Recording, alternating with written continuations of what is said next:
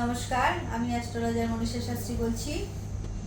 অনেক সময় দেখা যায় যে বাড়িতে বিনা কারণে অশান্তি হয়ে যাচ্ছে, হঠাৎ করে দেখা যাচ্ছে ঝামেলা হয়ে যাচ্ছে, কোনো কারণ ছাড়াই কিন্তু প্রবলেম এসে যাচ্ছে, কাজের জায়গাতেও সমস্যা এসে যাচ্ছে, বা কোনো মানুষজন বিজনেস করছে সেখানেও হয়তো সমস্যা এসে যাচ্ছে। মনে হচ্ছে যে কেন হচ্ছে, কোনো কারণই হচ্ছে না। সেখানে কিন্তু রাশিচক্রটাকে দেখতে হবে। যদি দেখা যায় যে রবির সাথে শনি গ্রহ একসাথে বসে আছে কোনো ঘরে, তারপরে রবির সাথে রাহু বসে আছে, বা রবির সাথে কেতু বসে আছে রাশিচক্রে, যে কোনো ঘরেই, বিশেষ করে ষষ্ঠ অষ্টম দ্বাদশ ঘরে থাকলে নেগেটিভ প্রভাব দেয়। সেক্ষেত্রে কিন্তু রাশিচক্রে একটা পিতৃদোষের সম্ভাবনা তৈরি হয়ে যায়। মানে পিতৃদোষ এক্ষেত্রে দেখা যায়, যার কারণে কিন্তু এই প্রবলেমগুলো এসে যায়। সেখানে দাঁড়িয়ে 17ই সেপ্টেম্বর থেকে 1 অক্টোবর পর্যন্ত যে পিতৃপক্ষ শুরু হচ্ছে, সেখানে কিন্তু আপনারা এই পিতৃদোষ যে রিমুভ করার জন্য, নাশ করার জন্য আপনারা ক্রিয়া করতে পারেন। সেটা হচ্ছে দক্ষিণ দিকে আপনারা একটি প্রদীপ জ্বালাতে পারেন। তেল দিয়ে জ্বালাতে হবে, মাটির প্রদীপ। মানে এই যে 15 দিন চলবে, মহালয়ার দিন তর্পণ করেই কিন্তু এই পিতৃপক্ষটাকে এটা করতে হয়।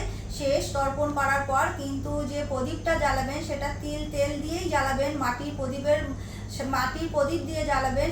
তারপরও তার মধ্যে দেবেন হলুদ সর্ষে, যেটা কিন্তু অবশ্যই চেষ্টা করবেন ঘরের বাইরে জ্বালানোর বা ছাদে জ্বালানোর, যেখানে হোক, কিন্তু দক্ষিণ দিকে মুখ করেই কিন্তু এটা করবেন। এটা কিন্তু আপনাদের যে মানে রাশিচক্রে যদি রবি গ্রহের পজিশন ডিস্টার্ব থাকে, যেই কারণে কিন্তু পিতৃদোষের সম্ভাবনা এসে যায়, সেখানে কিন্তু দাঁড়িয়ে যে প্রবলেমগুলো ক্রিয়েট হয় সেগুলো কিন্তু অনেকাংশেই নেগেটিভ প্রভাব থেকে মুক্ত হতে পারবেন। তারপরেও এই কদিন কিন্তু আপনারা মোটামুটি এটা করতে হয় 14টা সোমবার বা 5টা সোমবার। তা সেখানে দাঁড়িয়ে যেটা মানে আপনাদের সুবিধা মতো আপনারা করবেন। গুঁড়ো হলুদ নেবেন, গঙ্গা জল নেবেন, শিবলিঙ্গের ওপর কিন্তু সোমবার করে আপনারা এই কাজটা করবেন। সেখানে কিন্তু হলুদ মিশ্রিত গঙ্গা জল দিয়ে শিবলিঙ্গকে অবশ্যই স্নান করাবেন। তাহলেও কিন্তু এই পিতৃদোষের প্রভাব থেকে অনেকাংশেই মুক্ত হতে পারবেন।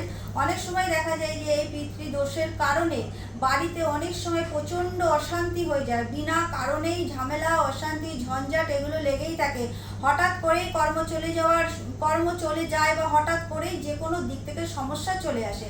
মানে সমস্যাটা কিন্তু যে হচ্ছিল বা অনেক দিন ধরেই চলছিল তা নয়, হঠাৎ করেই চলে আসে। যদি সময়টা এরকম চলে দেখে নিতে হবে দশা অন্তর্দশা বর্তমান সময় কেমন যাচ্ছে। কিন্তু যেহেতু যে পিতৃদোষ থাকলে এই সব ঘটনাগুলো কিন্তু বাড়িতে ঘটে।